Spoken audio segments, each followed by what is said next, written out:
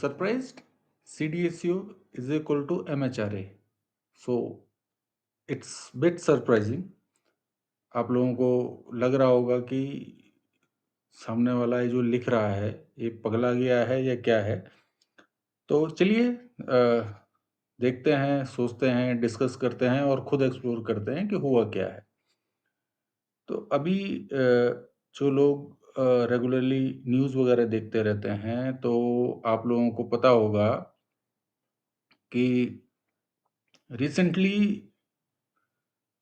US नहीं, UK और India, हमारे प्रधानमंत्री नरेंद्र मोदी जी और ब्रिटेन के प्रधानमंत्री मिस्टर के एस स्टार्मर, इन दोनों ने एक एफटीए को साइन किया है, फ्री ट्रेड एग्रीमेंट।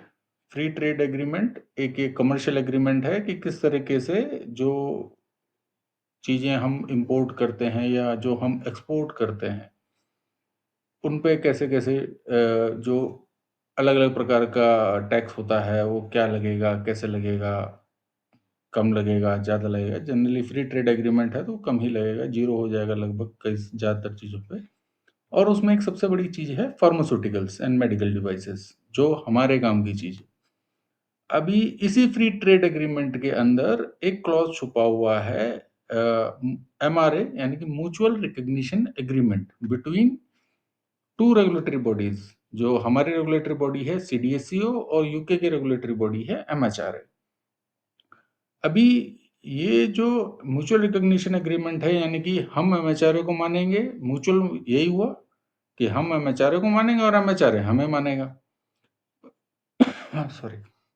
तो पर ये इतना सिंपल नहीं है। आपको थोड़ा सा पीछे ले जाते हैं हिस्ट्री में, ये आज से शुरू नहीं हुआ है। ये म्यूचुअल रिकॉग्निशन फ्रेमवर्क सबसे पहले आया था 2015 में, जब सीडीएससीओ और एमएचआरए दोनों रेगुलेटरी एजेंसीज एक फ्रेमवर्क इस्टेब्लिश किया गया था जिसमें बोला गया कि रेगुलेटरी कोऑपरेशन को इन्हांस किया जाएगा, market access medicinal products specifically to medical devices, right, ये दिया जाएगा। तो इन सब चीज़ों के ऊपर बात हुई थी।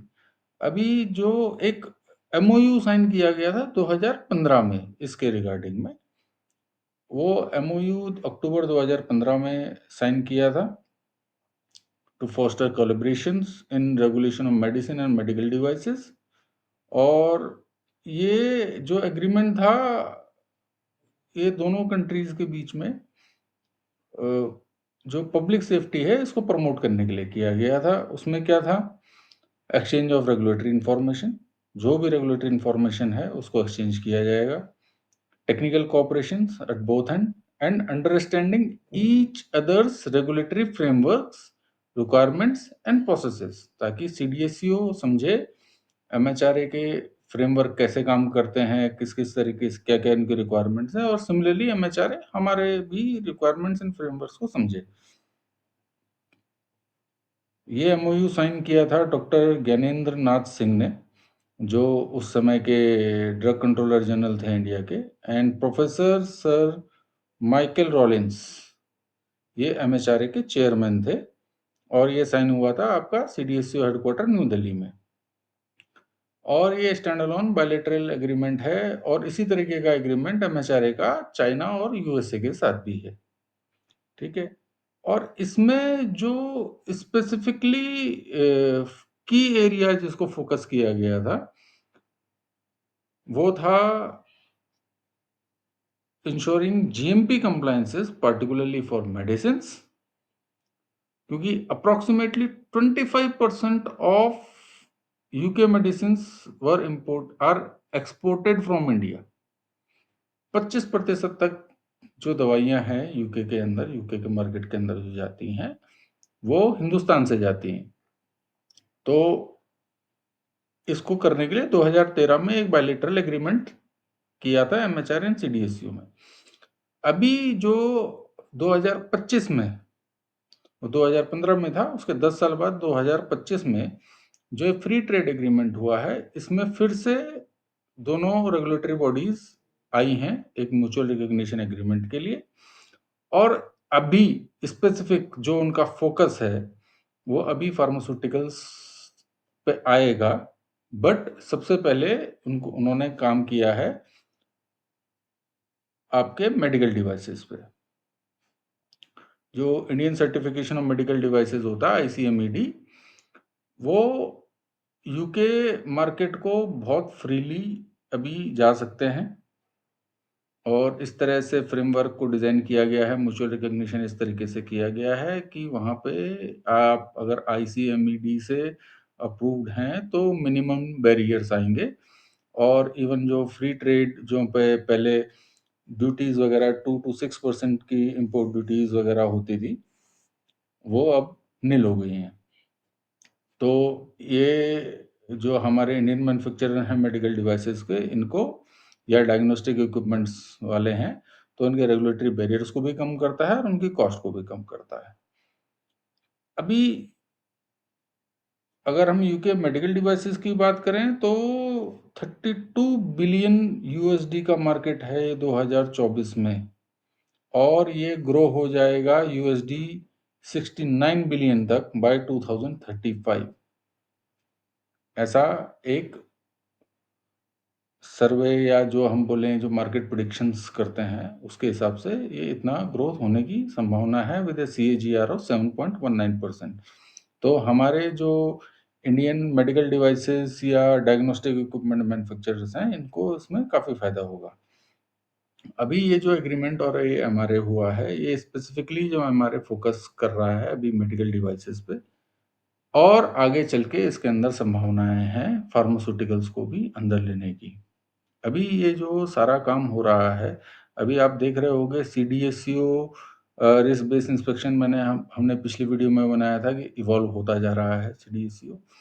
सीडीएससीओ के इवॉल्वमेंट होने से क्या हो रहा है, उसके रेगुलेटरी स्टैंडर्ड्स बढ़ रहे हैं। अभी जैसे रिसेंटली शेड्यूल एम का रिवीजन के ऊपर जब हमने बात करी थी, तो उस टाइम भी बताया था कि उसमें जो अभी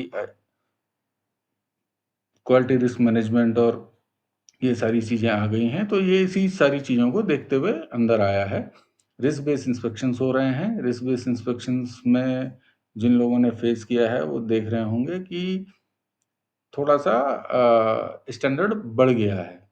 तो ये उसी की तरफ जाने का वो एक तरीका है, क्योंकि फार्मास्यूटिकल्स में अगर इस एमआरए को एक्सटेंड किया जाता है, तो अभी ये चैलेंज है कि जो एमएचआरए की रिक्वायरमेंट्स हैं या एमएचआरए जो स्टैंडर्ड्स हैं, उनको सीडीएससीओ या जो इंडियन मैन्युफैक्चरर्स हैं, जिनको सीडीएससीओ से अप्रूवल है, उसको वो कंप्लायंस में कैसे आएगा? तो उसी चीज़ को ध्यान में रखते हुए अभी अ, कुछ टाइम पहले हमारे सीडीएसयू की एक टीम एमएचआरए हेडक्वार्टर्स पे भी गई थी, और ये दोनों रेगुलेटरी बॉडीज़ आपस में एक क्लोज़ फ्रेमवर्क पे काम कर रही हैं।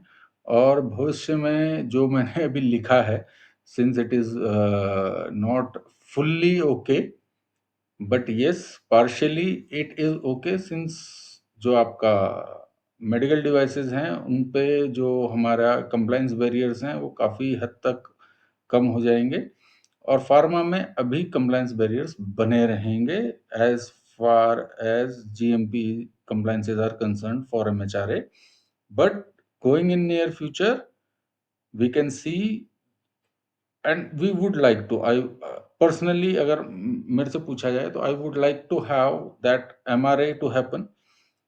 तो इससे जो हमारे फार्मास्यूटिकल मैन्युफैक्चरर्स हैं, उनको भी फ़ायदा मिलेगा with less regulatory barriers to enter into the UK market.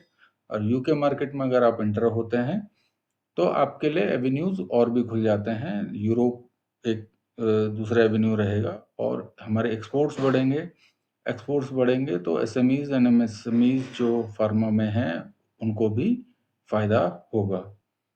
और फ़ायदा होगा, साथ में चैलेंजेस हैं, क्योंकि जो स्टैंडर्ड्स हैं, इन स्टैंडर्ड्स को मेंटेन रखना पड़ेगा। कहीं पे एसएमईज़ एंड एमएसएमईज़ के केसेस में इन स्टैंडर्ड्स को बढ़ाना भी पड़ेगा। तो वो सीडीएससीओ पूरा इसीलिए शेड्यूल एम रिवीजन लेके आया है, रिस्क बेस्ड इंस्पेक्शन कर रहा है। मैं वापस से रिइटरेट कर रहा हूँ, मेरे को पता है मैं बार-बार बोल रहा हूँ, risk based inspections are a new normal. और हो सकता है आगे चल के कभी किसी इंस्पेक्शन में आपको ये भी दिखे कि दोनों रेगुलेटरी बॉडीज़ इकट्ठे काम कर रही हैं। सीडीएसयू भी है और एमएचआरए भी है, दोनों आके आपको इंस्पेक्ट कर रहे हैं। अभी सीडीएसयू ऑडिट्स में तो नहीं होगा, बट एमएचआरए ऑडिट्स में ये हो सकता है कि जहाँ एमएचआरए ऑडिट होने वाला हो, वहाँ एमएचआरए के साथ-साथ हो सकता है सीडीएसयू के लोग भी आएँ। तो थैंक यू, इतना ही था आज इन्फॉर्मेशन। और फिर एक वीडियो फिर और लेके आऊँगा। तो please like, share and subscribe. फिर से बोल रहा हूँ, देखता हूँ मैं स्टैट्स, तो उसमें ज़्यादातर लोग जो वीडियो देख रहे हैं वो सब्सक्राइब नहीं हैं। प्लीज़ सब्सक्राइब करिए, तो सब्सक्राइब करिए, शेयर करिए, नोटिफ़िकेशन बेल प्रेस करिए ताकि आपको नोटिफ़िकेशंस मिलते रहें। दो मैं जो एक व्हाट्सएप ग्रुप बनाया है, उस व्हाट्सएप ग्रुप के अंदर भी मैं ये लिंक डालता हूँ। लिंक्डइन पे लिंक आता है, सब जगह लिंक आता है। और अगर आप चाहते हैं कि आप उस व्हाट्सएप ग्रुप का पार्ट बन जाएँ ताकि आपको नोटिफ़िकेशन व्हाट्सएप पे आ जाए, तो कमेंट में अपना फ़ोन नंबर और अपना नाम लिख के भेज दीजिए। We will make you a part of that group. So you are a part of family. And secondly एक न्यूज़ शेयर करना चाहता हूँ आप सब लोगों के साथ, ज़्यादातर लोग जानते होंगे। So I have ventured into my own pharma consultancy, which is Ray Pharma Consultants, and we will be happy to help any SMEs or MSMEs. तो ये जो रिस्क बेस इंस्पेक्शन के चैलेंजेस हैं, कहीं भी किसी को भी कोई चैलेंज आ रहा हो, मॉक ऑडिट्स करवानी हो, आपका रिस्क बेस इंस्पेक्शन हुआ है, फॉलो अप ऑडिट होना है, या आपको कंप्लायंसेस देना है, आपको कंप्लायंस में प्रॉब्लम आ रही है, so we are there to help you out. Please let us know, call back, या आप वीडियो के नीचे अगर डिस्क्रिप्शन में या अपने कमेंट सेक्शन में भी जाके डाल देंगे, we will get back to you. So thank you friends, thank you.